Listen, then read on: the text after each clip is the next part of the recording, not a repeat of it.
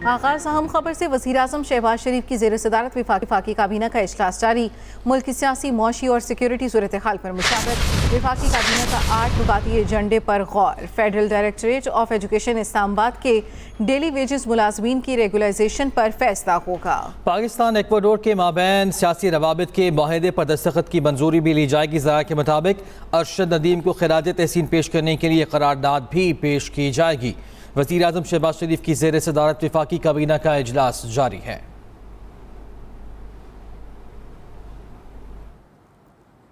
Lieutenant general retired Faiz Hamid के खिलाफ general court martial की कार्रवाई शुरू कर दी गई। ISPR के मुताबिक lieutenant general retired Faiz Hamid को फौजी तहवील में ले लिया गया।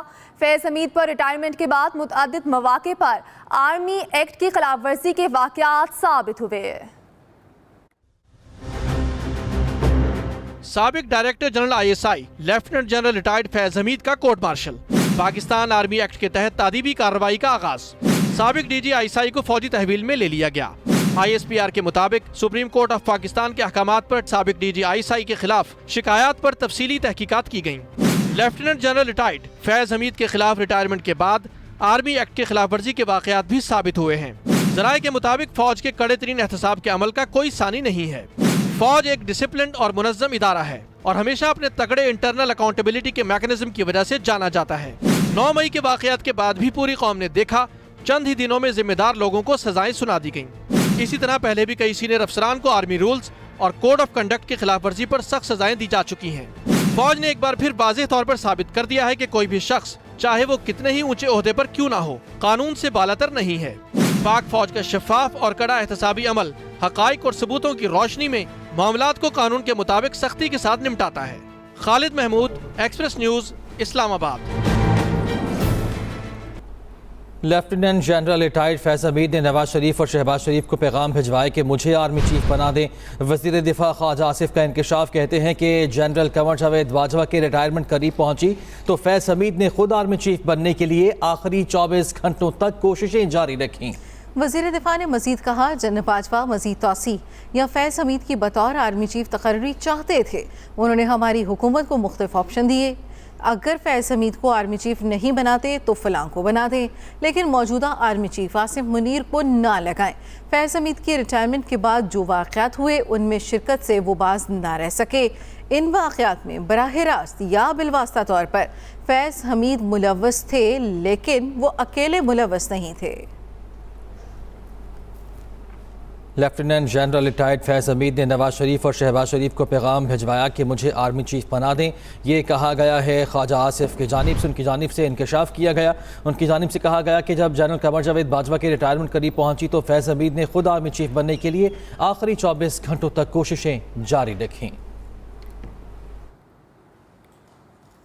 अब आपको बताएं कि सेनेटर फैसल वावडा कहते हैं, देर आयत दुरुस्त आयत, पाकिस्तान को नुकसान पहुंचाने वालों का ठोक बजाकर एहतसाब होगा। ये तो सिर्फ आगाज है, बड़े बड़े बोध गिरेंगे। PTI और उनके बानी अब जमीन पर लेट जाएंगे। मैंने तो कई महीनों से आपको कहा था कि जो खास है ये बड़ी तबाही का बड़ा रीजन है पाकिस्तान की, चाहे वो जमहूरी हो, इस्टेब्लिशमेंट का नुकसान हो, आइन और कानून का नुकसान हो, तो ये तो होना ही था। दूर आए दुरुस्त आए, बहुत बहुत जबरदस्त फैसला हुआ है। और जो लोग इस पुष्पनाई में थे समेत इस खास के फैज़ हमीद के, जो PTI को अंत तक तबाही की तरफ लेके गए हैं और वो खुद भी इनके साथ मिलकर सारी गेम करते रहे हैं, तो जितने भी लोग हैं इस किस्म के पुष्पनाई में इन्वॉल्व हैं, ये शुरुआत है, अभी बड़े बड़े बुत गिरने। वज़ीर-ए-आज़म के मुशीर राना सनाउल्लाह कहते हैं कि पाक फ़ौज में एहतसाब का अमल बहुत मजबूत है। हाउसिंग सोसाइटी केस में मुतअद्दिद बेज़ाब्तियाँ सामने आई होंगी। फैज़ हमीद सियासी मामलात में भी खुलकर मुदाखलत करते थे। पाकिस्तान की तारीख में मैं समझता हूँ कि इस तरह के कोई एक आध वाक़या हो तो हो, वरना इस लेवल के ऊपर, इस सीनियर लेवल के ऊपर जो है वो आम तौर पे मामलात को जो है वो सबसाइड कर दिया जाता है। तो इससे एक तो ये बात साबित है कि आर्मी में, पाक अफवाज में जो एहतसाब का अमल है वो बहुत मजबूत है, और अगर किसी के खिलाफ कोई बात सब्सटेंशिएट हो जाए तो उसका ओहदा या उसकी हैसियत कुछ भी हो तो उसके खिलाफ जो है वो फिर कार्रवाई जो है वो होती है। पाक फौज में खुद एहतसाबी एक सख्त, कड़ा मगर शफाफ अमल है जो हर वक्त जारी रहता है। इसमें किसी किस्म की तफरीक नहीं की जाती। इस बारे में DG ISPR lieutenant general Ahmed Sharif Chaudhry अपना मौक़िफ़ दे चुके हैं। उन्होंने क्या कहा, ये सुनते हैं।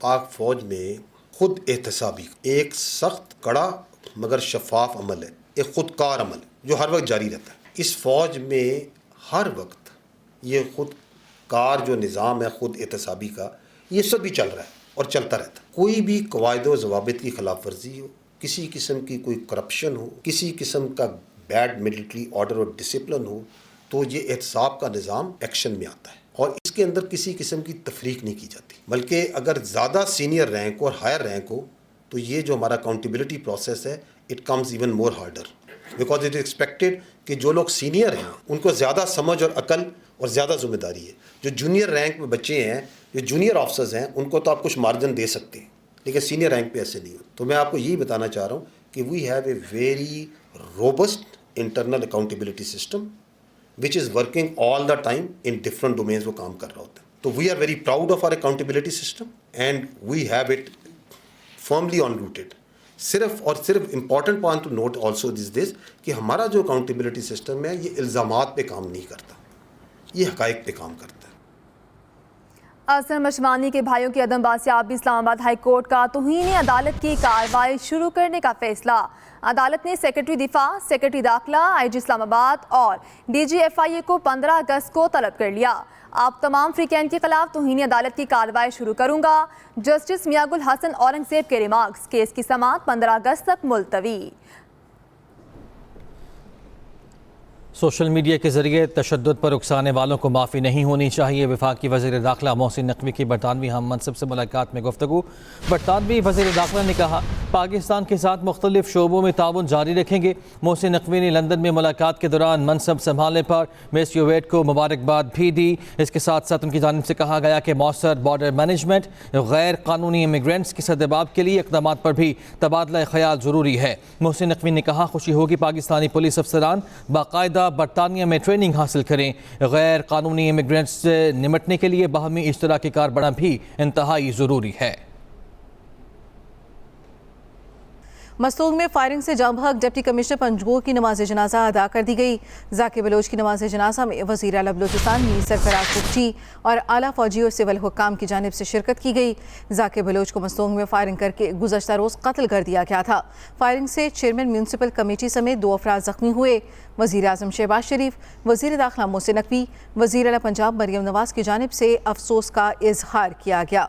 जाकिर बलोच को मस्तूंग में फायरिंग करके गुज़श्ता रोज़ कत्ल कर दिया गया था।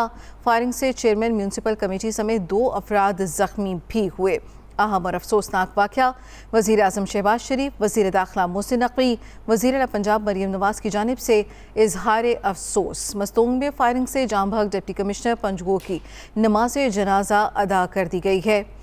जाकिर बलोच की नमाज जनाजा में वज़ीर आला बलोचिस्तान मीर सरफराज बुगटी, आला फौजी और सिविल हुकाम की जानिब से शिरकत की गई। जाकिर बलोच को मस्तूंग में फायरिंग करके गुज़श्ता रोज़ कत्ल कर दिया गया था।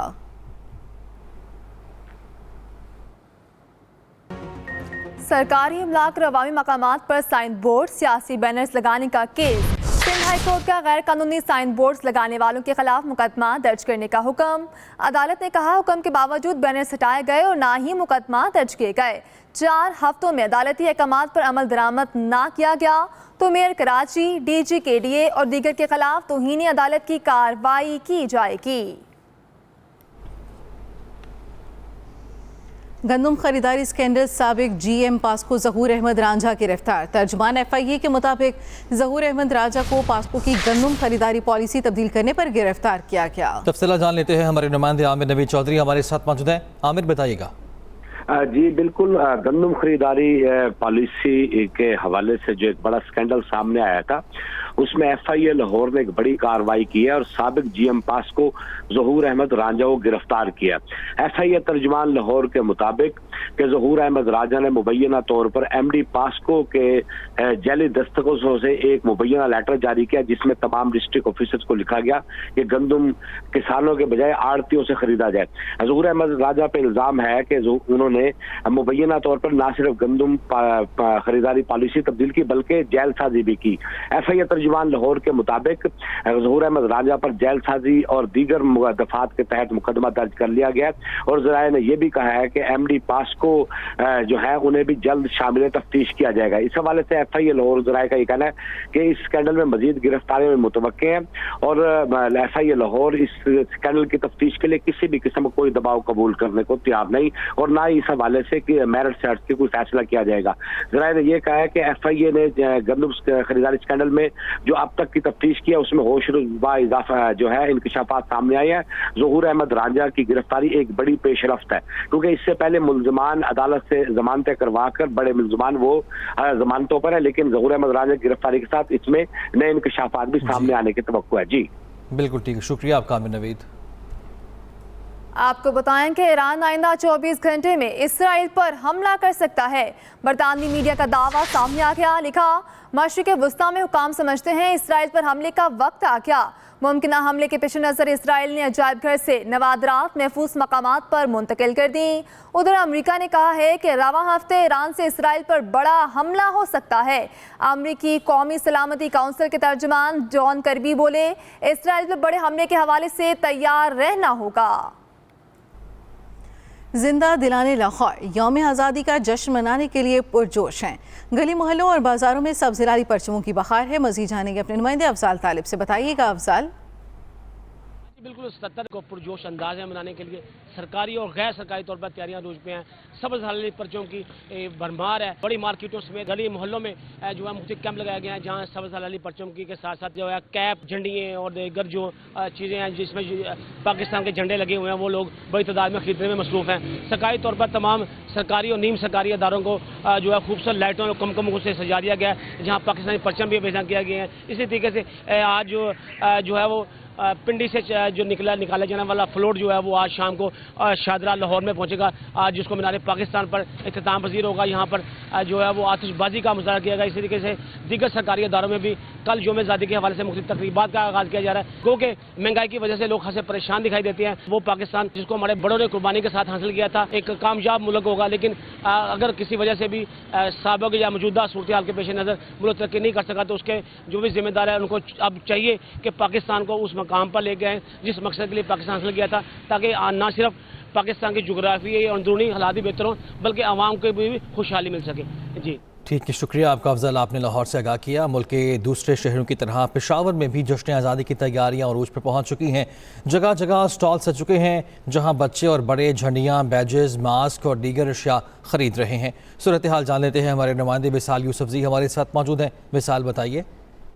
जी, इस वक्त मैं मौजूद हूँ किसाखानी बाजार में जहाँ पर 14 अगस्त के हवाले से तैयारियां उरूज पर पहुंची है और यहाँ पर दुकानदार बहुत सारे जो है वो झंडिया और बेजेज और दीगर जो चीज़ें हैं वो आवेजा किए हुए हैं और बहुत सारे लोग जो है खैबर पख्तूनख्वा के मुख्तलिफ इलाकों से यहाँ पर लोग मर्दान, चारसद्दा, नौशहरा और दीगर इलाकों से यहाँ पर लोग आते हैं और यहाँ पर पेशावर में किसाखानी बाजार में यहाँ पर शॉपिंग करते हैं। इसके साथ साथ पेशावर के जितने लोकल एरियाज है वहाँ पर लोग आ रहे हैं और अपने बच्चों समेत यहाँ पर आ रहे हैं और झंडिया, बेजेज और दीगर जो चीज़ें हैं वो ले रहे हैं। लोगों का जो जोश और खरोश है और जो मिली जज्बा है वो देखने के काबिल है और लोग बिल्कुल ठीक है, शुक्रिया आपका विसाल।